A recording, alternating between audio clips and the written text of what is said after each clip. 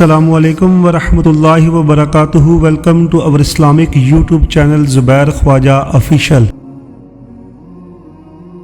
اسی طریقے سے یہ سمجھیے کہ جب دین کی اصل حقیقت جو ہے وہ کمزور پڑے گی، اس سے ذہنی رشتہ کمزور پڑے گا، دلی لگاؤ کم ہو جائے گا، تو کچھ اور چیزیں آئیں گی جو اس خلا کو پر کریں گی۔ وہ کیا چیزیں تھیں جو تاریخ بنی اسرائیل میں آئیں؟ وہ تھے اب سفلی اعمال، ٹونے ٹوٹکے، جادو، عملیات، ان کے نتیجے، اس کے ذریعے سے کچھ چیزیں حاصل کرنے کی کوشش کرنا۔ یہ گویا کہ پرورشن، دین کی پرورشن ہے۔ یہ وہ آکلٹ سائنسز جو ان کے ہاں پر شروع ہوئی، ان کی دلچسپیاں ان چیزوں کے ساتھ ہوتی چلی گئیں۔ یہاں اب بقیہ جو حصہ ہے، اگرچہ یہ بہت طویل آیت ہے جو آ رہی ہے پہلی، لیکن بہرحال اس میں 2 آیتوں پر ہی بقیہ بھی رکوع مشتمل ہے، جس میں سے پہلی آیت بہت طویل ہے۔ یہ ہے وہ شے پھر جو خود ہمارے ہاں بھی آپ دیکھیں گے کہ پھر مذہب کا تعلق جو ہے وہ ان چیزوں کے ساتھ رہ جاتا ہے۔ وہ عملیات ہیں، وہ ٹونے ٹوٹکے ہیں، وہ خاص قسم کے جو ہے وہ اعمال قرآنی پر آپ کو پوری کتابیں مل جائیں گی۔ فلاں کام کے لیے اس آیت کا ورد کرو، اور فلاں کام کے لیے جو ہے اس کا چلا کھینچو، اور فلاں کے لیے وہ قرآن مجید پھر اب وہ کتاب ہدایت نہیں، وہ کسی ریولیوشن کا مینول نہیں رہا۔ وہ قرآن مجید جو ہے وہ انسانی زندگی کے پیچیدہ مسائل کے حل کے لیے ادھر رجوع نہیں ہو رہا ہے، بلکہ وہ یہ کہ یہ جو آپ کی ضروریات ہیں یا کوئی اپنے مشکلات ہیں، ان کے حل کے لیے اب اس کو ایک ذریعہ بنا کر وہ عملیات، اس کے حوالے سے قرآن مجید جو ہے وہ گویا کہ مسلمانوں کی دلچسپی کا موضوع بنا۔ تو گویا کہ جیسا کہ میں نے عرض کیا تھا کہ یہ ساری چیزیں وہ بتائی جا رہی ہیں کہ جو وہاں ہوئی ہمارے ہاں بھی ہوئی ہیں۔ جیسے کہ حضور نے فرمایا تھا صلی اللہ علیہ وسلم، لَتَتَّبِعُنَّ سُنَنَ مَنْ كَانَ قَبْلَكُمْ، تم لازماً ان لوگوں کی پیروی کرو گے کہ جو تم سے پہلے تھے، یہاں تک کہ اگر وہ گوہ کے بل میں گھسے تھے تو تم بھی گھسو گے۔ اور اس سے بھی آگے بڑھ کر آپ نے بات کہی، میں اسے نہیں دوہرا رہا ہوں، دوبارہ بار میں بیان کر چکا ہوں۔ لوگوں نے پوچھا حضور کن کے بارے میں فرما رہے ہیں؟ کیا یہ الیہود والنصارى؟ آپ نے فرمایا فمن، وہ نہیں تو اور کون؟ جو گمراہیاں ان کے آئیں تمہارے ہاں بھی آئیں گی، جو ان کو مغالطے ہوئے تمہارے ہاں بھی ہوں گے، جو من گھڑت عقائد انہوں نے ایجاد کر لیے تھے تم بھی ایجاد کرو گے۔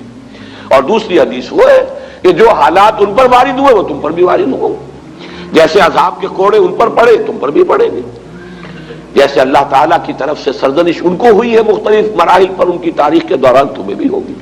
وہ تو پھر ایک مستقل موضوع ہے جس پر کہ یہ 2 سابقہ اور موجودہ امتوں کا ماضی، حال اور مستقبل نامی جو میری اس وقت موجود کتاب ہے اس میں اس کی تفصیل موجود ہے۔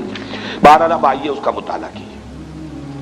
وَاتَّبَعُوا مَا تَتْلُو الشَّيَاطِينُ عَلَىٰ مُلْكِ سُلَيْمَانَ۔ اب دیکھیے وَاتَّبَعُوا، جب انہوں نے کتاب کو چھوڑا، دی تو گئی تھی کتاب اور کہا گیا تھا اسے مضبوطی سے تھامو، یہ میثاق جب لیا گیا ان سے، خذوا ما آتیناکم بقوۃ، یہ کتاب ہم نے تمہیں دی ہے اسے مضبوطی کے ساتھ پکڑ رکھو۔ جب کتاب کو چھوڑا تو جو خلا پیدا ہوا، وَاتَّبَعُوا مَا تَتْلُو الشَّيَاطِينُ عَلَىٰ مُلْكِ سُلَيْمَانَ، پیروی کی انہوں نے، اتباع کیا انہوں نے اس شے کا کہ جس کی پیروی کر رہے تھے، جس کے پیچھے پڑے ہوئے تھے، جس کا اتباع کر رہے تھے شیاطین، اور شیاطین سے مراد یہاں جنات ہیں، سرکش جنات۔ علی ملک سلیمان، علی ملک سلیمان سے مراد ہے علی عہد ملک سلیمان، سلیمان کی حکومت کے دوران، اس دور میں شیاطین جن چیزوں کے ساتھ دلچسپی رکھتے تھے، جو ان کے معمولات تھے، انہوں نے اس کا اتباع کیا، اس کی پیروی کی۔ اب اس کو نوٹ کر لیجئے کہ چونکہ حضرت سلیمان علیہ السلام کے بارے میں ہمیں معلوم ہے کہ جنات پر اللہ تعالیٰ نے انہیں تسلط عطا کیا تھا، ان کی حکومت اس اعتبار سے تاریخ انسانی میں اس کی کوئی دوسری نظیر نہیں ہے۔ ایک مقام پر قرآن مجید میں ان کی دعا بھی یہ نقل ہوئی ہے کہ اللہ مجھے وہ حکومت عطا فرما جو کسی اور کو تو عطا نہ کرے۔ اللہ تعالیٰ نے ان کی دعا قبول کی ہے۔ تو جہاں تک تو ملکی تعلق ہے، دنیا کی عام سلطنت کے اعتبار سے ان کی سلطنت کو بہت بڑی سلطنت نہیں تھی، ان کی سلطنت کی حدود یہی تھے، دریائے نیل سے لے کر دریائے فرات تک، اور اسی کو یہ لوگ اسی لیے کہتے ہیں کہ ہماری میراث ہے یہ گریٹر اسرائیل جو ہے، وہ نائل ٹو یوفریٹ، یہ ہے ہمارا، یہ علاقہ ہے، یہ ہماری میراث ہے، یہ یہاں پر گریٹر اسرائیل قائم کر کے رہیں گے۔ تو حضرت سلیمان علیہ السلام کی حدود مملکت تو کوئی ایسی لمبی چوڑی نہیں، دنیا میں اس سے بڑی بڑی سلطنتیں رہی ہیں، رومن امپائر اس سے کہیں بڑی رہی ہے۔ خود مسلمانوں کی سلطنت جو ہے وہ اس کا 20 گنا سلطنت جو ہے وہ تو حضرت عثمان کے زمانے میں ہو گئی تھی رضی اللہ تعالیٰ عنہ. اسی طریقے سے یہ سلطنت عثمانیہ جو آٹومان امپائر وہ کہیں بڑی تھی، لیکن یہ کہ اس کی جو نظیر جو نہیں ہے کسی اعتبار سے، جو کنٹرول انہیں ہوا پر دیا گیا، یعنی عناصر فطرت کے اوپر بھی جو کنٹرول دیا گیا، اسی طریقے سے جنات پر جو کنٹرول دیا گیا، اسی طریقے سے حیوانات پر، پرندوں پر، ان کو بھی استعمال کرنا، ان کی بولیاں جو ہیں ان کو بھی سمجھنا، یہ چیزیں ہیں در حقیقت ڈائمنشنز جو ہیں ان کے، جو اللہ تعالیٰ نے اقتدار انہیں عطا کیا تھا، اس کے ڈائمنشنز اتنے ہیں ملٹی ڈائمنشنل کہ اس کی کوئی دوسری نظیر نہیں ہے تاریخ انسانی کے اندر موجود. بہرحال اسی میں چونکہ یہ جنات بھی تھے، اس وقت گویا کہ انسانوں کا اختلاط ان جنات کے ساتھ رہا ہے، اور ان جنات کے اندر جہاں سرکش تھے، ویسے تو یہ کہ وہ سرکش بھی اس وقت تو ان کے تابع تھے، قرآن مجید میں موجود ہے، مقررین بالاسفاد، وہ زنجیروں کے اندر جکڑے ہوئے ہوتے تھے جبکہ کام ان سے لیا جا رہا تھا. وہ تو اللہ تعالیٰ نے خصوصی ایک معجزانہ غلبہ ہے جو حضرت سلیمان علیہ السلام کو پر عطا کیا تھا. لیکن ان کا جو اختلاط رہا انسانوں کے ساتھ، اس میں ان شیاطین جن نے یہ عملیات اور سفلیات اور یہ دھندے جو ہے یہ ان کے ہاں گویا کہ چھوت لگ گئی ان چیزوں کی بنی اسرائیل کو اسی زمانے میں. وَاتَّبَعُوا مَا تَتْلُو الشَّيَاطِينُ، یہ لفظ تتلو کو بھی سمجھ لیجئے، یہ تلاوت کا لفظ بھی اسی سے ہے، تلا یتلو تلاوتن، اس کے معنی پڑھنا، اور تلا یتلو تلون اس کے معنی ہے پیروی کرنا. جیسے کہ آتا ہے چاند جو ہے وہ گویا کہ پیچھے پیچھے آتا ہے سورج کے، والشمس وضحاها والقمر اذا تلاها، تلاها سورج کے پیچھے آ رہا ہے، تو اتباع کرنا، پیچھے پیچھے چلنا. اور جب ہم تلاوت کرتے ہیں تو گویا کہ دونوں معنی موجود ہوتے ہیں، اس لیے کہ تلاوت میں آپ پڑھ رہے ہیں وہ تو تلا یتلو تلاوتن ہو گیا، اور تلاوت میں آپ ٹیکسٹ کو فالو کر رہے ہوتے ہیں. بلکہ بعض لوگ جو ہیں تو آپ نے دیکھا ہوگا ان کی انگلی بھی ساتھ ساتھ چل رہی ہوتی ہے، تو گویا کہ وہ ساتھ ساتھ ٹیکسٹ کو فالو کر رہے ہیں. تو یہ دونوں جو مفہوم اس میں شامل ہیں. وَاتَّبَعُوا مَا تَتْلُو الشَّيَاطِينُ عَلَىٰ مُلْكِ سُلَيْمَانَ، حضرت سلیمان علیہ السلام کے عہد حکومت میں شیاطین جن چیزوں کے اندر مصروف اور مشغول رہتے تھے، جو ان کے مشغلے تھے، جو ان کی دلچسپیاں تھیں، جس کی وہ پیروی کرتے تھے، اسی کی پیروی کی یہودیوں نے بھی، اور انہی سفلی اعمال کا جو ہے ان کے ہاں چرچا ہو گیا، چلن ہو گیا. وَمَا كَفَرَ سُلَيْمَانُ وَلَٰكِنَّ الشَّيَاطِينَ كَفَرُوا، یہاں پر یہ آگے بات بڑھانے سے پہلے اللہ تعالیٰ نے ایک وضاحت فرما دی ہے. اور سلیمان نے ہرگز شرک نہیں کیا، کفر نہیں کیا، بلکہ در حقیقت وہ کفر کرنے والے شیاطین تھے. وما کفر سلیمان ولکن الشیاطین کفروا، اور شیاطین تھے جنہوں نے کفر کیا. یعنی اگر اس کی نسبت سلیمان کی طرف کی جا رہی ہے تو غلط ہے. آپ کے علم میں ہوگا کہ ہمارے ہاں آج تک بھی یہ جو اعمال وغیرہ ہوتے ہیں نقش سلیمانی کے نام سے خاص تعویذ ہوتے ہیں. یہ وہی روایت چلی آ رہی ہے، حضرت سلیمان علیہ السلام کی طرف منسوب کیا انہوں نے، اور یہودیوں نے خاص طور پر بڑا ان کے اوپر الزام لگائے ہیں حضرت سلیمان علیہ السلام پر، اور ان کو جادوگر قرار دیا ہے.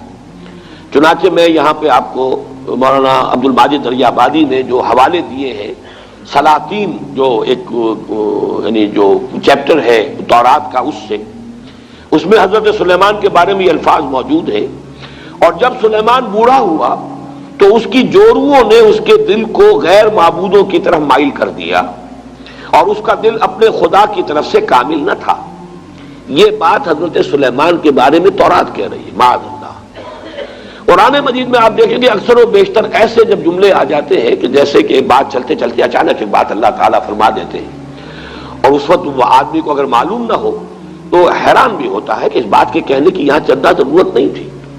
جیسے سورہ قاف میں ہے، ہم نے آسمان اور زمین اور جو کچھ ان کے مابین ہے 6 دنوں میں پیدا کیا، وما مسنا من لغوب، اور ہمیں کوئی تکان نہیں طاری ہوئی، ہم پر کوئی تکان طاری نہیں ہوئی.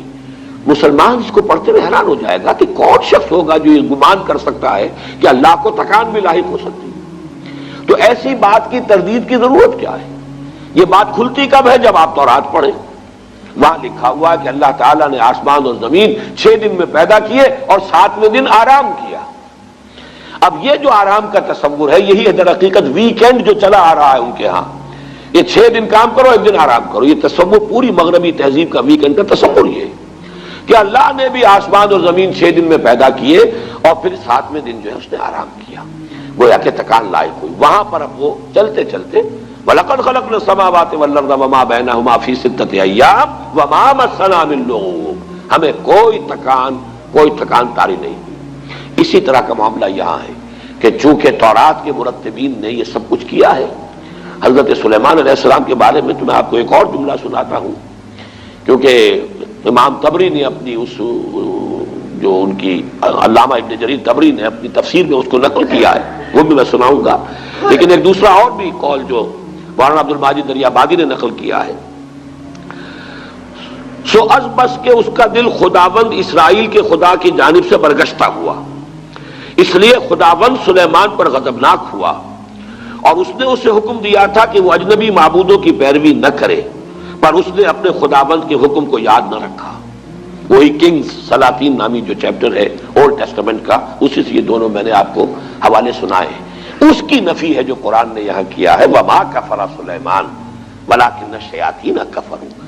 سلیمان تو ہمارے بندے، ہمارے نبی اور ہمارے پسندیدہ بندے، ان کی طرف اس طرح کی نسبت کرنا جو ہے یہ غلط ہے، یہ شیاطین تھے، وہاں جنات تھے، اس وقت چونکہ رہا اختلاط، انہوں نے یہ سارا جو ہے کفر پھیلایا اور یہ سارے سفلی علوم جو ہے وہ ان کے ذریعے سے یہودیوں کے اندر سرایت کر گئے۔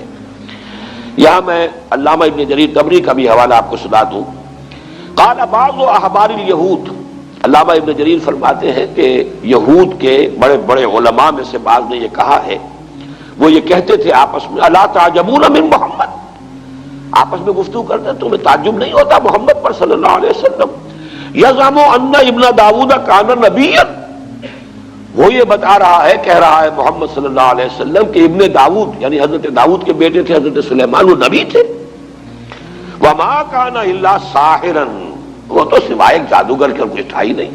سلیمان کی یہ شان ہے جو تورات کے یہ مرتبین جو ہے انہوں نے اپنے ہاں درج کی ہوئی، تو اس کی نفی قرآن مجید نے یہاں کی ہے۔ جہاں جہاں موقع ملتا ہے، جو بھی پردے ڈال دیے گئے تھے انبیاء کی سیرت و کردار پر یا داغدار کر دیا گیا تھا، قرآن مجید نے ان داغوں کو دھبوں کو دھویا ہے، اور اس کا بھی ایک خاص سبب تھا اصل میں، کیوں بنی اسرائیل نے اپنے انبیاء کی سیرتوں کو داغدار کیا، اس کا سبب بھی سمجھ لیجئے۔ دیوانہ بکار خیش ہوشیار یہ بغیر کسی سبب اور بغیر کسی مقصد کے نہیں تھا۔ جب ان کے علماء کے اندر اخلاقی زوال آیا، انحطاط آیا، اب لوگ ان پر انگلیاں اٹھاتے تھے کہ تم اتنے بڑے عالم ہو کر، اتنے بڑے مذہبی رہنما ہو کر یہ تمہاری حرکت۔ انہوں نے اپنے دفاع میں نبیوں کے اوپر اس طرح کے چھینٹے اڑا کر کہ یہ تو ہوتا ہی ہے، جب نبی ایسے تھے تو اگر ہمارے ذریعے سے کچھ ہو گیا تو کون سی بڑی بات ہو گئی، ہم تو پھر نبی بھی نہیں ہیں۔ یہ اپنے آپ کو بچانے کے لیے در حقیقت، اور یہ اس کی مثالیں اور بھی تاریخ میں آپ کو ملیں گی، میں زیادہ تفصیل میں اس وقت نہیں جانا چاہتا، لیکن اس وقت صرف یہ وضاحت میں کرنا چاہتا تھا کہ وما کفر سلیمان ولکن الشیاطین کفروا یعلمون الناس السحر، وہ لوگوں کو سحر سکھاتے تھے۔ اب یہ سحر جو ہے جو کہ شریعت محمدی صلی اللہ علیہ وسلم میں یہ کفر ہے، آگے آ جائے گا، اس کی وضاحت کی گئی ہے۔ جادو ہے تو حقیقت، لیکن جادو کرنا کفر ہے، اگرچہ اس میں اختلاف ہمارے بعض فقہا کا ہے کہ آیا سیکھا بھی جائے یا نہ جائے، یعنی اس لیے کہ بعض اوقات توڑ کرنا پڑتا ہے کسی جادو کا، تو اگر آپ اس فن کے واقف نہیں ہوں گے تو آپ اس کا توڑ کیسے کریں گے؟ اس حوالے سے تو رائے ہے کہ اس کی معلومات اس کے بارے میں حاصل کی جا سکتی ہیں، لیکن بعض فقہا کے نزدیک اس کا سیکھنا کرنا تو ہے ہی ہے کفر، اس میں تو شک ہے ہی نہیں، خود جادو کرنا، لیکن جادو کا علم حاصل کرنا یہ بھی کفر ہے، یہ بھی ممنوع ہے، یہ بھی حرام ہے، اس لیے کہ ظاہر بات ہے کہ وہ ذریعہ کفر بننے والی شے ہے۔ یعلمون الناس السحر، اس کی اصل حقیقت کیا ہے وہ میں ذرا تھوڑی دیر میں آگے جو موضوع آ رہا ہے اس کے حوالے سے بات کروں گا۔ وما انزل علی الملکین ببابل ہاروت و ماروت، یہ ماں جو ہے اس کا عطف ہے واتبعوا ما تتلو الشیاطین، وہ ماں جو آیا تھا انہوں نے پیروی کی اس شے کی جو شیاطین جن جس مشغلوں کے اندر مصروف رہے تھے ان کی پیروی کی، اسی ماں پر، وما یعنی جو انہوں نے پیروی کی تھی ان کی، کہ جو حضرت سلیمان علیہ السلام کے زمانے میں شیاطین جو کچھ سکھاتے تھے اس کی پیروی کی. وما انزل علی الملکین ببابل ہاروت و ماروت، اور پیروی کی انہوں نے اس کی جو نازل کیا گیا دو فرشتوں پر جو ہاروت اور ماروت تھے بابل میں. یہاں پہلے میں چاہتا ہوں کہ جو مختلف آراء ہیں وہ بیان کر دوں. یہ ملکین جو ہے لام کے زبر کے ساتھ، یہ ہے ہماری جو معروف اور مشہور قرات ہے، دو فرشتے. لام کی زیر کے ساتھ اس کے معنی ہو جائیں گے دو بادشاہ. یہ دونوں قراتیں سلف میں موجود ہیں. جو لوگ اس کو ملکین پڑھتے ہیں اس کا مطلب یہ ہے کہ بابل کے دو بادشاہوں کا ذکر یہاں ہو رہا ہے کہ ان کا یہ شغل تھا جو بھی تھا، جس کا تذکرہ میں بعد میں کروں گا کہ کیا شغل تھا. لیکن ابھی صرف یہ نوٹ کر لیجئے کہ ہمارے ہاں کی مشہور قرات ملکین ہے، اور تقریباً مفسرین کا اجماع اس پر ہے کہ ملکین ہے، یہ فرشتے ہیں دو کہ جو بابل میں اتارے گئے تھے. وما انزل علی الملکین ببابل ہاروت و ماروت. اگر تو ملکین پڑھا جائے اس کو دو بادشاہ تو پھر اشکال بہت سے رفع ہو جاتے ہیں، پھر بہت سی چیزیں جو ہیں جو مسائل اس میں پیدا ہوتے ہیں تفسیری ان کا حل ہو جاتا ہے. لیکن جیسا کہ میں نے عرض کیا اگرچہ یہ قرات ہمارے ہاں ہے لیکن اکثر مفسرین کا اجماع یہی ہے کہ یہ ملکین ہی ہے اور یہ مراد اس سے فرشتے ہیں. بابل در حقیقت قدیم نام ہے ملک عراق کا. پورے ملک کا نام بھی بابل اور اس کا جو صدر مقام تھا وہ بھی بیبیلونیا، وہ بھی بابل تھا.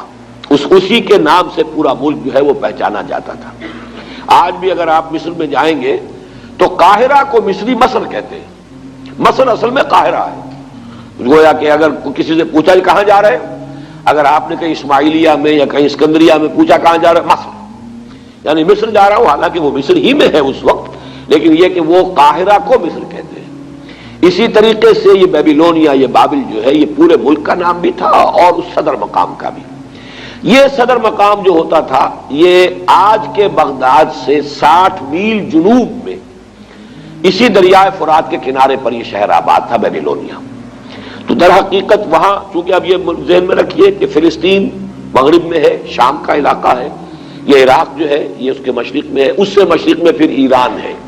ان تین ملکوں کے ساتھ جو ہے معاملہ رہا ہے یہود کی تاریخ کا کہ یہود پر جب نبوکدنضر جو تھا وہ بادشاہ تھا بیبیلونیا کا، عراق کا، اس نے حملہ کیا تھا 6 صدی قبل مسیح میں. اور اس کے بعد جو اس نے یہ یوں سمجھیے کہ تقریباً حضرت سلیمان علیہ السلام کے 300 برس بعد، حضرت سلیمان کا زمانہ تو یہ تو گویا کہ تاریخ بنی اسرائیل کا جو ان کا گولڈن پیریڈ ہے، سنہری دور، اس کا نقطہ عروج ہے حضرت سلیمان کا دور. حضرت سلیمان کے انتقال کے ساتھ ہی ان کی مملکت 2 حصوں میں تقسیم ہو گئی، 2 بیٹوں کے مابین. ایک شمالی اس کا نام اسرائیل تھا اور ایک جنوبی اس کا نام یہودا تھا. یہ 2 مملکتیں بن گئی حضرت سلیمان کے انتقال کے فوراً بعد. زوال شروع ہوا، پہلے وہ اسرائیل تباہ ہوا، پھر یہ یہودا بھی جو ہے تباہ ہوا ہے نبوکدنضر کے ہاتھوں. اور ہیکل سلیمانی مسمار ہوا، 6 لاکھ آدمی اس نے قتل کیے یہودی، 6 لاکھ کو قیدی بنا کر لے گیا. یہ جو قیدی بنا کر لے کر گیا ہے اور یروشلم میں ایک متنفس باقی نہیں رہا. یہ کیپٹیوٹی کا دور جو تھا، اس دور میں انہوں نے جو عراق میں جادو والا معاملہ تھا یہ وہاں پر جا کر سیکھ لیا. گویا کہ 2 آتشا ہو گیا یہودیوں کا معاملہ. یہ جنتر منتر، جادو، عملیات، سفلیات، آکلٹ سائنسز ان کی جتنی تھی. ایک تو یہ کہ جو پہلے سے فلسطین میں موجود تھا یہ معاملہ، یہ انہوں نے وہاں سے شروع کیا. حضرت سلیمان کے زمانے میں ان جنات سے سیکھ لیا. اب ظاہر بات ہے کہ مکھی کی سرشت ہے وہ گندگی پر بیٹھتی ہے. جن کی مزاج کے اندر گندگی ہے وہ تو جہاں سے بھی ہوگا گندگی اس کو حاصل کر لیں گے. حضرت سلیمان کے زمانے میں وہ شیاطین جن سے حاصل کیا. اب کیپٹیوٹی کے دور میں انہوں نے مزید جو ہے عراق میں بھی جو بہت بڑا گڑھ تھا اس قسم کی چیزوں کا وہاں سے بھی انہوں نے سیکھا. تو گویا کہ یہ تمام چیزیں ان کے اندر رچ بس گئیں، ان کی شخصیتوں کے اندر، ان کے مزاج میں، جسے ہم محاورے میں کہتے ہیں گھٹی میں پڑ گئی. وما انزل علی الملکین ببابل ہاروت و ماروت. اور انہوں نے پیروی کی اس کی جو نازل کیا گیا 2 فرشتوں پر جو بابل میں تھے، ہاروت اور ماروت. اب یہ کہ وہ کیا نازل کیا گیا اس مسئلے کو سمجھ لیجئے. ایک رائے تو یہ ہے ہمارے ہاں، ایک تو خیر قصہ بیان ہوتا ہے، وہ قصہ تو ہمارے اکثر مفسرین نے وہ یہود کی خرافات میں سے ہے، اس کو سب نے رد کیا ہے، لہذا میں اس کا تذکرہ بھی نہیں کرنا چاہتا. عام طور پر جو بات کہی جاتی ہے وہ یہ ہے کہ اللہ تعالیٰ کی چونکہ ایک سنت ہے کہ کسی قوم پر عذاب سے پہلے پھر آخری امتحان، کوئی آخری ٹیسٹ، آخری فتنہ کہ جس سے ان کے اندر کتنی کچھ خباثت آ چکی ہو وہ ظاہر ہو جائے، اس کے لیے آزمائش کے لیے اللہ تعالیٰ مختلف صورتیں پیدا فرماتے ہیں۔ جب ان کے ہاں ان چیزوں کا رواج بہت ہو گیا تو اللہ تعالیٰ نے 2 فرشتوں کو انسانی شکل میں بھیجا، اور وہ فرشتے جو ہیں وہ ان کو کچھ وہ جادو وغیرہ کی تعلیم دیتے تھے، لیکن کہہ دیتے تھے دیکھو یہ کفر ہے، ہم فتنہ ہیں، مت سیکھو۔ لیکن یہ کہ اگر سیکھنا چاہتے ہو تو ٹھیک ہے، اگر تمہاری طلب یہی ہے، تاکہ معلوم ہو جائے کہ ان کی طلب کس شے کی ہے، ان کی اپنی فطرت کس درجے مسخ ہو چکی ہے، اتمام حجت کے لیے کہ بات واضح ہو جائے۔ جیسے کہ قرآن مجید میں آتا ہے مختلف مواقع پر کہ اللہ تعالیٰ ان کی رسی دراز کر رہا ہے، کیوں کر رہا ہے؟ تاکہ جو ان کا خبث باطن ہے پورے طور پر ظاہر ہو جائے، تاکہ پھر یہ پوری طرح سزا کے مستوجب ہو جائیں، مستحق ہو جائیں، جو سزا ملے وہ واقعتاً ثابت ہو کہ یہ ان کی خباثت اسی درجے کی تھی کہ اتنی سزا انہیں ملنی چاہیے تھی۔ اس معنی میں گویا کہ آزمائش کے طور پر، چنانچہ یہاں کے الفاظ پڑھ لیجئے، وَمَا يُعَلِّمَانِ مِنْ أَحَدٍ، اور وہ نہیں سکھاتے تھے کسی کو کچھ بھی، حتیٰ یقولا، یہاں تک کہ وارن کر دیتے تھے، انما نحن فتنۃ فلا تکفر، ہم فتنہ ہیں، آزمائش ہے، تو تم کفر مت کرو، کفر مت سیکھو، کفر سے دلچسپی نہ رکھو۔ لیکن ان کا حال کیا تھا؟ فَيَتَعَلَّمُونَ مِنْهُمَا، وہ سیکھتے تھے وہ لوگ ان دونوں سے، ان فرشتوں سے، مَا يُفَرِّقُونَ بِهِ بَيْنَ الْمَرْءِ وَزَوْجِهِ، جس سے تفریق کر سکے وہ کسی شخص اور اس کی بیوی کے مابین۔ اب سفلیات کا علم جو ہے وہ تو آپ کو معلوم ہے آج بھی جادو ٹونے ٹوٹ کے انہی چیزوں میں چلتے ہیں۔ کسی کے گھر کو اجاڑنا ہے، کسی کے ہاں اولاد نہیں ہو رہی ہے تو وہ دوسرے کے ہاں کی اولاد جو ہے وہ بھی اس کو کھل رہی ہے، اس عورت کو، اس کی اولاد مر جائے اور مجھے اولاد جو ہے وہ مجھے ہو جائے۔ یہ سارے ٹونے ٹوٹ کے جو عورتوں کے چل رہے ہوتے ہیں وہ اکثر و بیشتر انہی چیزوں کے اندر ہے۔ قرآن مجید نے بھی وہی جو سب سے زیادہ دکھتی ہوئی رکھ تھی اسی کو پکڑا ہے، فَيَتَعَلَّمُونَ مِنْهُمَا مَا يُفَرِّقُونَ بِهِ بَيْنَ الْمَرْءِ وَزَوْجِهِ، بجائے اس کے کہ گھروں کو آباد رکھیں، گھر ہنستا بستا ہے، شوہر اور بیوی کے مابین موافقت ہے، یگانگت ہے، گھر آباد ہے، تو بجائے اس کے کہ وہ اس کو دیکھ کر جو ہے خوش ہو، اس کے اندر کوئی فساد پیدا کرنا، کوئی اختلاف پیدا کرنا، ان کے درمیان کوئی دنگا اور لڑائی کی شکل پیدا کرنا، تفرقہ پیدا کر دینا۔ یہ بھی ہو سکتا ہے کہ کوئی شخص جو ہے کسی عورت کی سے خود شادی کا خواہش مند ہو اور اس کے لیے اس نے یہ سارے جو ہے ہتھ کنڈے کیے ہو، ما یفرقون بھی۔ اب بھی جو تعویذ بکتے ہیں محبوب قدموں میں آ کر گرے گا، تو وہ تو تعویذ جو ہے وہ انہی چیزوں کے لیے، تو وہ یہ تعویذوں گنڈوں کا کام جو ہے سب سے زیادہ جو اس میں ہاٹ کیکس کی طرح بکنے والے ہیں وہ تو ظاہر بات ہے اسی دھندے سے متعلق ہے۔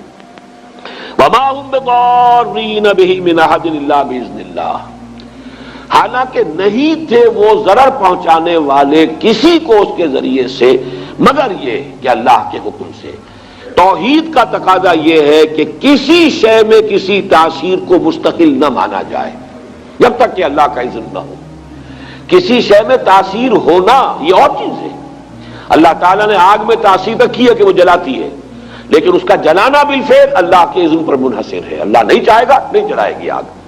تو اگر آگ سے اس کی صفت منفک ہو سکتی ہے، جدا ہو سکتی ہے، تو ظاہر بات ہے اور چیزیں جتنی بھی ہیں ان میں تاثیرات تو ہیں، لیکن ان تاثیرات کا بروئے کار آنا، بالفعل نتیجہ خیز ہونا اللہ کے اذن کے بغیر نہیں ہے۔ چونکہ یہود جو ہے وہ توحید کے مدعی ہے، اور یہ ماننا پڑتا ہے دنیا میں جتنی توحید ان میں رہی ہے، باقی آپ مسلمانوں کے معاملے کو چھوڑ دیجئے، وہ تو پھر ایک یعنی آخری امت ہے اور جس طریقے سے تکمیل ہوئی ہے اور دین کی حفاظت کا اللہ نے انتظام کیا ہے تو وہ معاملہ علیحدہ ہے۔ باقی مسلمانوں کو، اس امت محمد صلی اللہ علیہ وسلم کو علیحدہ کر دیجئے تو تاریخ انسانی میں توحید کا اتنا چرچا کسی قوم میں نہیں رہا جتنا یہود میں رہا، اس میں کوئی شک نہیں۔ ان کے ہاں وہ شرک کی وہ دوسری علائشیں جو ہیں، توہمات شرک کم آئے ہیں، لیکن یہ کہ ان معاملات کے اندر اللہ تعالیٰ نے اسی لیے حوالہ دیا کہ توحید کے اگر قائل تھے تو اس کا تو نتیجہ یہ نکلنا چاہیے کہ کسی شے میں کوئی تاثیر بغیر اذن رب اس کا کوئی ظہور نہیں ہو سکتا، نتیجہ خیز نہیں ہو سکتی۔ لہذا ان معاملات کے اندر دلچسپی لینا در حقیقت توحید کے منافی ہے۔ وَيَتَعَلَّمُونَ مَا يَضُرُّهُمْ وَلَا يَنفَعُهُمْ، اور وہ سیکھتے تھے وہ چیزیں جو انہیں نقصان پہنچاتی تھی، فائدہ نہیں پہنچاتی تھی۔ وَلَقَدْ عَلِمُوا لَمَنِ اشْتَرَاهُ مَا لَهُ فِي الْآخِرَةِ مِنْ خَلَاقٍ، حالانکہ وہ خوب جانتے تھے کہ جو کوئی بھی ان چیزوں کو اختیار کرے گا، خریدے گا، ان سے دلچسپی رکھے گا، اس کا آخرت میں کوئی حصہ نہیں۔ یعنی شریعت موسوی میں ان چیزوں کو حرام کر دیا گیا تھا، اسی طریقے سے جس طریقے سے کہ شریعت محمدی میں جادو حرام ہے۔ میں اس کا بھی حوالہ آپ کو سنا دوں گا۔ وَلَبِئْسَ مَا شَرَوْا بِهِ أَنفُسَهُمْ لَوْ كَانُوا يَعْلَمُونَ، اور بہت بری شے تھی وہ جس کے عوض کے انہوں نے اپنے آپ کو فروخت کر دیا۔ یعنی دنیاوی مفادات، دنیاوی لذتیں، جو بھی دنیا کی گھٹیا آرزویں، خواہشات ہیں، ان کے عوض اپنے مستقبل کو، اپنی آخرت کو، اپنی ابدی زندگی کو برباد کیا۔ وَلَبِئْسَ مَا شَرَوْا بِهِ أَنفُسَهُمْ، گویا کہ اپنے آپ کو بیچ ڈالا، اپنے آپ کو جہنم کا ایندھن بنا دیا ان چیزوں کے لیے، ان کی طلب میں، ان کے حصول کے لیے۔ لَوْ كَانُوا يَعْلَمُونَ، کاش کہ یہ جانتے ہوتے، انہیں علم حقیقی حاصل ہوتا۔ وَلَوْ أَنَّهُمْ آمَنُوا وَاتَّقَوْا لَمَثُوبَةٌ مِّنْ عِندِ اللَّهِ خَيْرٌ، اور اگر اس کے برعکس وہ ایمان اور تقویٰ کی روش اختیار کیے رہتے۔ اب یہ گویا کہ مجھ سے اور آپ سے بھی کہا جا رہا ہے، اور امت مسلمہ سے کہا جا رہا ہے کہ بجائے ان چیزوں میں دلچسپی رکھنے کے، اگر ایمان، تقویٰ، جہاد، احسان، جو اللہ نے دین کے لیے جو یہ مقامات جو ہیں، مقامات بلند جو تمہارے لیے جن کا راستہ کھول دیا ہے، ان کی طرف توجہ رکھو، ان گھٹیا چیزوں کی طرف کوئی میلان نہ ہو، کوئی توجہ نہ ہو۔ وَلَوْ أَنَّهُمْ آمَنُوا وَاتَّقَوْا لَمَثُوبَةٌ مِّنْ عِندِ اللَّهِ خَيْرٌ، تو جو بدلہ اور ثواب اور اجر اللہ کی طرف سے ملتا کتنا بہتر ہوتا۔ لَوْ كَانُوا يَعْلَمُونَ، کاش کہ انہیں معلوم ہوتا۔ میں نے وہ جو عام اس کی جو ایک تفسیر ہے اس کے حوالے سے تو یہ بات پوری کر دی۔ اس موضوع پر یہ کہ کیا چیز تھی جو نازل کی گئی تھی فرشتوں پر، ہاروت اور ماروت پر، اگر انہیں فرشتے ہی مانا جائے جیسا کہ اکثر مفسرین کا اجماع ہے۔ اس موضوع پر میں سمجھتا ہوں کہ مولانا امین احسن اصلاحی صاحب نے جو رائے ظاہر کی ہے وہ بہت مضبوط ہے، قوی ہے، اور وہ یہ ہے کہ اصل میں ایک علم وہ بھی ہے جسے ہم کلمات کی تاثیرات کا علم کہتے ہیں، روحانی اثرات، جیسے مادی چیزیں ہیں، میٹر ہے، فزیکل کمپاؤنڈز ہیں، کیمیکل کمپاؤنڈز ہیں، ہر شے کی اپنی پراپرٹیز ہیں، ان کی تاثیرات ہیں۔ ایسے کلمات کے بھی کچھ خواص ہیں، جیسے آپ کو معلوم ہے ساؤنڈ ہے، آواز ہے، اس کی اپنی ایک تاثیر ہے۔ ایک آواز ہے کہ جس سے طبیعت کے اندر انشراح پیدا ہو جاتا ہے، خوشی ہوتی ہے۔ آخر یہ موسیقی میں کیا ہوتا ہے؟ وہی آواز ہے، کسی اور آہنگ میں آئی ہے، دل افسردہ ہو جاتا ہے، غم کی کیفیت طاری ہو جاتی ہے آواز۔ آواز ہی کی تاثیر وہ بھی ہے، آواز ہی کی تاثیر یہ بھی ہے۔ اسی طریقے سے کلمات، ان کی کچھ تاثیرات ہیں۔ ایک تو معنی ہے، اس لفظ کے یہ معنی ہے، اس لفظ کے یہ معنی ہے، اس لفظ کے یہ معنی ہے، اس لیے کہ ہم نے ان الفاظ کو وضع کیا ہے کچھ چیزوں کا مسمى بنا کر، یہ گھڑی ہے، یہ اینک ہے، لیکن یہ کہ یہ کلمات کی کوئی روحانی تاثیرات بھی ہیں بالفعل، ان کا انکار نہیں کیا جا سکتا۔ ان تاثیرات کا استعمال ہے کہ جو ان اعمال کے اندر ہوتا ہے، ان تاثیرات کو، ان کی جو ظاہر بات ہے کہ اسی کو غلط استعمال جادو کی شکل میں ہوتا ہے، انہی کلمات کا استعمال ہے، ان کے اندر تاثیرات ہیں، ان کا ایک استعمال جادو کے لیے ہو رہا ہے۔ لیکن ایک زمانے میں ضرورت پیش آتی ہے مختلف دور میں، جیسا کہ ہندوستان میں بھی ہمیں معلوم ہے کہ ایک حد تک یہ علم بھی دیا گیا یا لوگوں نے حاصل کیا دشمنوں کا اور مخالفوں کا توڑ کرنے کے لیے۔ ہندوستان میں جوگی، سنیاسی، انہوں نے جو بھی نفسیاتی ایکسرسائزز کی ہوئی تھی، جس طرح کی جو بھی چلہ کشی کی ہوئی تھی، اس سے جو بھی لوگوں کے اوپر اپنی روحانیت کا ایک جو ہے وہ فسوطانی کیا ہوا تھا، روب ڈالا ہوا تھا۔ اب ظاہر بات ہے کہ اس روب کو توڑے بغیر یہاں ہمارے صوفیہ اسلام کی تبلیغ نہیں کر سکتے تھے، لہذا انہوں نے ان چیزوں کا علم حاصل کیا ایک درجے میں، اور ان کو حاصل کر کے اور پھر ان کا جو ہے مقابلہ کر کے انہیں اس میدان میں بھی شکست دی، اور اس کے بعد یہ ہے کہ ان کے لیے راستے کھل گئے کہ پھر انہوں نے دین کو سمجھا اور دین کی طرف آئے، اور جو اصل دین ہے اس کی تعلیم بھی ان تک پہنچ گئی۔ اسی طریقے سے آپ کو معلوم ہے ہندوستان میں یہ قوالی کا رواج کیوں ہوا؟ ہندو مزاج کے اندر یہ موسیقی جو ہے وہ ان کے مذہب کے ساتھ گندھی ہوئی ہے، رچی بسی ہوئی ان کے مزاج کے اندر، اس کے حوالے سے وہ ان کی پوری عبادات بھی جو ہے وہ بھجن ہے یا جو اور جس طریقے سے ہے وہ ان کے ہاں اس درجے ان کی طبیعت ثانیہ بن چکے تھے کہ اس ذریعے سے ان تک بات پہنچانے کے لیے کچھ لوگوں نے اس راستے کو بھی اختیار کیا. اگرچہ وہ شروع میں جو یہ قوالی ہوتی تھی اس میں یہ مزامیر نہیں ہوتے تھے، انسٹرومنٹل میوزک نہیں تھا، وہ صرف یہ کہ ظاہر بات ہے کہ وہ میوزک جو اللہ تعالیٰ نے انسان کی اپنی آواز میں رکھ دیا ہے، جس کے لیے فرمایا گیا کہ قرآن مجید کو مزین کرو، زین القرآن باصواتکم، قرآن مجید کو اچھی سے اچھی آواز میں خوش الحانی کے ساتھ پڑھو تاکہ قرآن مزین ہو جائے. قرآن کے اندر جو اس کے صوتی آہنگ ہے اس کی اپنی تاثیر ہے. ایک اچھا قاری قرآن پڑھ رہا ہو اس کے اثرات چاہے سمجھا نہ ہو آپ نے، سمجھنا اپنی جگہ پر ایک اور سورس ہے علم کا اور وہ ضروری ہے. قرآن اسی لیے نازل کیا گیا ہے لیدبروا آیاتہ، تاکہ اس کی آیات پر غور کیا جائے. یہ جو ہے اس کی ترجیحات کے اندر تو رہے گا، لیکن یہ کہ اس کی قرات کے اندر اپنی ایک تاثیر ہے، اس کا انکار کرنا درست نہیں ہے. اگر اس کی کوئی تاثیر نہ ہوتی تو اتنی تاکید نہ ہوتی. من لم یتغن بالقرآن فلیس منا، جو قرآن مجید کو اچھی آواز سے حسن صوت سے نہیں پڑھتا وہ ہم میں سے نہیں ہے. اس درجے تاکید، بلکہ جیسا کہ حضرت ابو موسیٰ اشعری رضی اللہ تعالیٰ عنہ کی تحسین فرمائی حضور نے کہ ایک رات آپ مدینے میں گلیوں میں جب آپ کچھ گشت فرما رہے تھے تو حضرت ابو موسیٰ اشعری رضی اللہ تعالیٰ عنہ وہ تہجد کی نماز میں قرآن پڑھ رہے تھے اور اس اللہ تعالیٰ نے انہیں ایسی آواز دی تھی کافی دیر تک حضور وہاں کھڑے سنتے رہے. ظاہر بات ہے مکان تو ایسے تو نہیں تھے ہمارے، وہ تو ایک کسی کا کمرہ ایک کوئی کوٹھڑی ہوتی تھی، حجرات تھے، اس کے اندر جو بھی وہ پڑھ رہے ہیں تو باہر گلی میں سنائی دے رہا ہے. صبح فجر میں جب ملاقات ہوئی ہے تو پھر حضور نے حضرت ابو موسیٰ سے پھر یہ فرمایا یا ابا موسیٰ انک قد اوتیت مزمارا من مزامیر آل داؤد.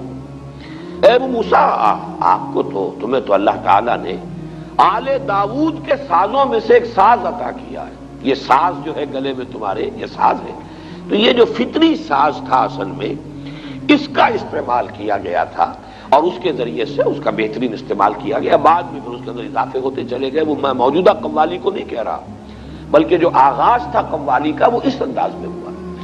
اسی طریقے سے گویا کہ کچھ کلمات کی تاثیر اور اس کے جو خواص ہیں ان کا کوئی علم تھا جو ایک زمانے میں ان کو دیا گیا ہے. ورنہ جادو کے بارے میں تو جیسا کہ میں نے عرض کیا یہ کتاب استثناء جو ہے یعنی فلسطین میں صحرائے سینا میں جبکہ ابھی تھے بنی اسرائیل، حضرت موسیٰ علیہ السلام ساتھ تھے، اس وقت انہیں جو ہدایات کی گئی تھی ان میں سے یہ ہے جب تو اس ملک میں جو خداوند تیرا خدا تجھ کو دیتا ہے پہنچ جائے تو وہاں کی قوموں کی طرح مکروہ کام کرنے نہ سیکھنا. تجھ میں ہرگز کوئی ایسا نہ ہو جو اپنے بیٹے یا بیٹی کو آگ میں چلوائے. اب دیکھیے یہ عمل آج بھی روافظ کے ہاں یہ آگ پر چلنے کا جو رواج ہے، بعض جو ہے اس طرح کے کرتب دکھائے جاتے ہیں اور ظاہر بات ہے جو حالات جو ہیں ان سے آپ متاثر ہوتے ہیں. آگ کے اوپر انگاروں کے اوپر چل رہے ہیں، یہ اعمال کہاں سے چلے آ رہے ہیں؟ یہ حضرت موسیٰ علیہ السلام کو حضرت مسیح سے 1400 برس قبل یہ بتایا جا رہا ہے. تجھ میں ہرگز کوئی ایسا نہ ہو جو اپنے بیٹے یا بیٹی کو آگ میں چلوائے، یا فال گیری یا شگون نکالنے والا یا افسوگر یا جادوگر یا منتری یا جنات کا آشنا یا رمال یا ساحر ہو، کیونکہ وہ سب جو ایسے کام کرتے خدا کے نزدیک مکروہ ہیں اور انہی مکروہات کے سبب سے خداوند تیرا خدا تیرے سامنے سے ان کو نکالنے پر ہے. یعنی یہ جو اصل میں فلسطین میں جو قوم آباد تھی، فلسطین حضرت یوشع ابن نون جوشع جو جانشین تھے حضرت موسیٰ علیہ السلام کے، ان کے ہاتھوں جب فتح ہوا ہے تو فلسطین میں جو قومیں اس وقت آباد تھیں ان میں یہ اعمال موجود تھے. لیکن ہوا یہی کہ انہوں نے جا کر وہاں پہ وہ اعمال ان سے سیکھے. پھر جب ان کا وہ دور آیا ہے کہ جب حضرت طالوت کو جالوت کے مقابلے کے لیے اللہ کے جو نبی اس وقت سموئیل نبی انہوں نے معین کیا ہے، تو جو اصلاحات ان کے ذریعے سے ہوئی ہیں اور ساؤل اصل میں نام ہے تورات میں حضرت طالوت کا، ساؤل نے جنات کے آشناؤں اور افسوگروں اور جادوگروں کو ملک سے خارج کر دیا تھا. پرج ہوئی ہے جو ان کا جو گولڈن پیریڈ شروع ہوا حضرت طالوت، حضرت داؤد، حضرت سلیمان، یہ 100 برس ہیں ان کے گولڈن پیریڈ کے، تو یہ پرج کر دی گئی تھی. لیکن پھر حضرت سلیمان علیہ السلام کے زمانے میں وہ جنات کے ساتھ جو ان کا خلا ملا ہوا، پھر وہ شیطانی اعمال، سفلی اعمال، وہ جادو، وہ ٹونے ٹوٹکے آ گئے اور 2 آتشہ ہو گیا معاملہ یہ جب یہ عراق میں رہے بیبیلونیا میں کیپٹیوٹی میں، حالت اسیری میں.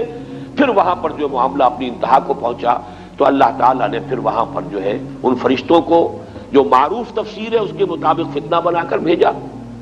اور دوسری رائے جو مولانا اصلاحی صاحب کی ہے کہ اصل میں وہ فرشتوں پر جو چیز نازل کی گئی تھی بہرحال وہ ساحری جادوگری نہیں ہو سکتی، بلکہ معلوم ہوتا ہے کہ انہی کلمات کے خواص کا علم تھا جو ایک زمانے میں ان کو اس لیے تلقین کیا گیا کہ اس کے ذریعے سے وہ دشمنوں کا توڑ کر سکیں، دشمنوں کا مقابلہ کر سکیں، اس کو صحیح مقصد کے لیے استعمال کر سکیں. لیکن جب ان کی ذہنیت مسخ ہوئی انہوں نے اسی کو برے مقاصد کے لیے، غلط مقاصد کے لیے، جیسے دو دھاری تلوار ہے آپ اسے کسی اچھے مقصد کے لیے بھی استعمال کر سکتے ہیں، لیکن جب آپ کی اپنی ذہنیت مسخ ہو جائے گی تو اسی کو آپ کسی غلط کام کے لیے استعمال کریں گے تو پھر وہ ہوتے ہوتے وہ جادوگری اور وہ یہ سفلی اعمال اور آکلٹ سائنسز ان سب کا معاملہ جو ہے ان کے ہاں رواج پا گیا. بس یہ وہ رائے ہے کہ جو میں نے سمجھا کہ وہ میں آپ کے سامنے لے آؤں. مجھے مولانا امین احسن اصلاحی صاحب کی اس رائے سے اتفاق ہے. باقی اب اصل میں یہ سمجھ لیجئے جو میں نے بات شروع میں عرض کی تھی، علم کے بارے میں قرآن مجید جو واضح کرتا ہے وہ یہ ہے کہ علم صرف دو ہے، تیسری کسی شے کے پیچھے پڑنا یہ در حقیقت اللہ تعالیٰ کے حکم کی خلاف ورزی ہے، یہ جن کو آکلٹ سائنسز کہا جاتا ہے. اسی لیے حضور نے فرمایا جس کسی نے کسی نجومی کی بات کی تصدیق کی اس نے میرے لائی ہوئی شے کی تکذیب کی. اب یہ چاہے وہ ہاتھوں کی لکیروں کا علم ہو، چاہے وہ اب ہمارے ہاں اس کو بھی سائنس کہہ دیتے ہیں، سائنس آف نمبر، اگرچہ جب اس کو واضح کریں گے تو پھر وہ آکلٹ سائنسز کا لفظ آتا ہے. اور یہ ہاروسکوپس بنے ہوتے ہیں اور یہ جو ہر اخبار کے اندر چلے آ رہے ہیں اور فلاں کا یہ ہے اور فلاں کا وہ ہے، یہ مختلف حوالوں سے جو ہے وہ قسمتیں ہیں، فال گیری ہے، یہ تمام چیزیں جو ہے در حقیقت یہ اس دائرے میں آتی ہیں کہ جن سے دلچسپی رکھنا گویا کہ دین کے مقاصد کے برعکس ہے. حضور کے وہ الفاظ ان سب کے اوپر آئیں گے، اگرچہ یہ سب غلط نہیں ہے، ان کے اندر تاثیرات ہیں، حقیقتیں ہیں. حقیقت ہونا کسی شے کا اور ہے اور کسی شے کا جائز اور حلال ہونا اور ہے. جب قرآن مجید تو شراب کے بارے میں کہتا ہے کہ اس میں کچھ نفع بھی ہے، وَمَنَافِعُ لِلنَّاسِ، لوگوں کے لیے کچھ فائدے ہیں، لیکن اسمہما اکبر من نفعہما، ان کا گناہ کا پہلو جو ہے وہ ان کے نفع کے پہلے سے جوئے کا بھی اور شراب کا بھی وہ زیادہ ہے، لہذا وہ حرام کر دیے گئے. تو اسی اعتبار سے ان تمام چیزوں کے اندر جو بھی کوئی تاثیر ہے، کوئی ایفیکٹ ہے، کوئی ہے واقعتاً، وہ اپنی جگہ پر اس کی آپ نفی نہ کریں، لیکن ان سے دلچسپی رکھنا، اس کے پیچھے لگنا، اس میں یقین رکھنا، یہ چیزیں جو ہے پھر انسان کے اندر جس طرح کا ایک وہمی سا مزاج پیدا کر دیتی ہیں. پھر اس کے اندر سے وہ عمل کی جو ایک قوت ہے اور ایک ارادہ اور عزم، اس کو جس طریقے سے دیمک جو ہے لکڑی کو کھا جاتی ہے، اس طریقے سے یہ دلچسپیاں پھر انسان کے اندر سے اس عزم اور ارادے اور جد و جہد اور عمل اس سے انسان کو جو ہے بیگانہ کر دیتی ہیں. تو ان کو ہمارے ہاں حرام قرار دیا گیا. تو علم دو کون سے ہے؟ یا ایک علم وہ ہے جو آپ نے تجرباتی علم حاصل کیا، ان السمع والبصر والفؤاد کل اولئک کان عنہ مسئولا. اسی لیے وہاں فرمایا گیا ولا تقف ما لیس لک بہ علم، مت پیچھے پڑو، مت دلچسپی رکھو ان چیزوں سے جس کے لیے تمہارے پاس کوئی علم نہیں. اس لیے کہ علم کے لیے اللہ تعالیٰ نے تمہیں جو ذرائع دیے ہیں، ان السمع والبصر والفؤاد کل اولئک کان عنہ مسئولا. اور اس مرتبہ جو منتخب نصاب کا درس میں نے مکمل کیا ہے، میں واضح کر چکا ہوں اپنی رائے کہ فؤاد کا ترجمہ جو عام طور پر دل کیا گیا مجھے اختلاف ہے. میرے نزدیک فؤاد جو ہے در حقیقت وہ یہ عقل ہے. فائدہ ہوتا ہے کسی شے سے کوئی شے اخذ کر لینا. آپ نے دیکھا ہوگا پرانے زمانے کی کتابوں میں کوئی چیز لکھی گئی، اس کے بعد فے کا ایک نشان ڈال کر اب کوئی آگے جملہ آ رہا، فے یعنی فائدہ. اس بات سے یہ ایک نتیجہ یہ نکل رہا ہے، اس کو پلے باندھتے چلو، یہ فائدہ جو ہے یہاں سے حاصل کر لو پھر آگے بڑھو. تو وہ فے لگا ہوتا فائدہ کے لیے. فائدہ کیا ہے کہ آپ نے جو بھی سینس ڈیٹا آپ کو حاصل ہوا اور آپ نے اس کو پروسیس کر کے اسے نتیجہ نکالا، یہ ہے در حقیقت یہ فؤاد کا کام ہے. یہ ہے انسان کا ایکوائرڈ نالج، اکتسابی علم. دوسرا علم ہے وحی کا جو اللہ کی طرف سے گیون ہے، یہ ریویلڈ نالج ہے. اس کے لیے ہم قرآن اور سنت، اس لیے کہ سنت کو ہم سمجھتے ہیں کہ وحی جو ہے وحی جلی بھی ہے، وحی خفی بھی ہے. حضور صلی اللہ علیہ وسلم کو قرآن بھی دیا گیا ہے اور اللہ تعالیٰ کی طرف سے آپ کو اور بھی وحی خفی ہوتی تھی. اور وہ آپ کو جو سنت سے جو چیز ثابت ہو جائے گی یا وہ ہے اور یا پھر وہ شے جو ہمارے تجرباتی علوم اور ہماری عقل اور ہماری سمع اور بصر کے نتیجے میں جو چیز حاصل ہوئی. یہ دو علم ہیں. وَلَا تَقْفُ مَا لَيْسَ لَكَ بِهِ عِلْمٌ إِنَّ السَّمْعَ وَالْبَصَرَ وَالْفُؤَادَ كُلُّ أُولَٰئِكَ كَانَ عَنْهُ مَسْئُولًا. یا علم ہے قرآن اور سنت کا علم، یا اس سے استنباط، اس سے استدلال. عقل یہاں بھی لگے گی. اجتہاد جو ہے وہ عقل ہے. قرآن اور سنت کی بنیادی جو چیزیں ہیں ان سے استنباط کرنا، استدلال کرنا، قیاس کر کے نئی صورتحال کے بارے میں حکم جو ہے اس سے نکالنا، یہ عقل کا استعمال ہو جائے گا. لیکن سورسز یا ریویل نالج وہی خفی ہے، وہی جلی. لیکن وہی خفی نبی کی، کسی اور ولی اللہ کی وحی خفی جو ہے وہ حجت نہیں ہے. کوئی بڑے سے بڑا ولی ہو، بڑے سے بڑا اس کا کشف ہو، بڑی سے بڑی اس کو جو ہے وہ بشارت ہو گئی ہو، دین میں حجت نہیں ہے. حجت اللہ کی کتاب اور اس کے رسول صلی اللہ علیہ وسلم کی سنت. اور ادھر ان السمع والبصر والفؤاد، ان دو کے علاوہ تیسرا یہ سارا دائرہ جو ہے، یہ چاہے اپنی جگہ پر اس میں کوئی تاثیرات ہیں، حقیقت ہے، لیکن یہ کہ یہ چیزیں جو ہے ممنوع ہے، جس کو کہ یہاں پر کفر کے درجے میں کہا گیا وما کفر سلیمان ولکن الشیاطین کفروا. اور جو آخری الفاظ تھے وَلَقَدْ عَلِمُوا لَمَنِ اشْتَرَاهُ مَا لَهُ فِي الْآخِرَةِ مِنْ خَلَاقٍ. میں نے آپ کو کتاب استثناء ڈیوٹرانومی کا وہ اقتباس بھی سنا دیا ہے جو حضرت موسیٰ علیہ السلام کے زمانے میں انہیں کہہ دیا گیا تھا کہ ان چیزوں کی طرف نہ جانا، ان سے دلچسپی نہ لینا.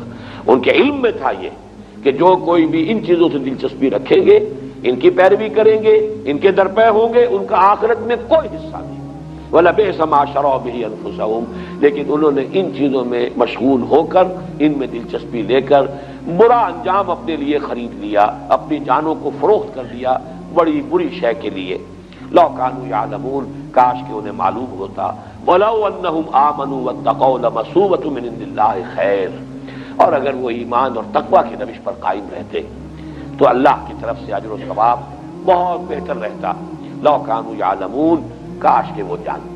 حضرت ابو ہریرہ رضی اللہ تعالی عنہ سے روایت ہے، رسول اللہ صلی اللہ علیہ وآلہ وسلم نے فرمایا، جس کام کا میں تمہیں حکم دوں اس پر عمل کرو اور جس سے منع کروں اس سے باز رہو. ایسی اور بھی بہت سی انفارمیٹو ویڈیو حاصل کرنے کے لیے ہمارے چینل کو سبسکرائب کیجیے، اور اگر آپ کو یہ ویڈیو پسند آئی ہے تو اسے لائک، کمنٹ اور شیئر کیجیے. شکریہ.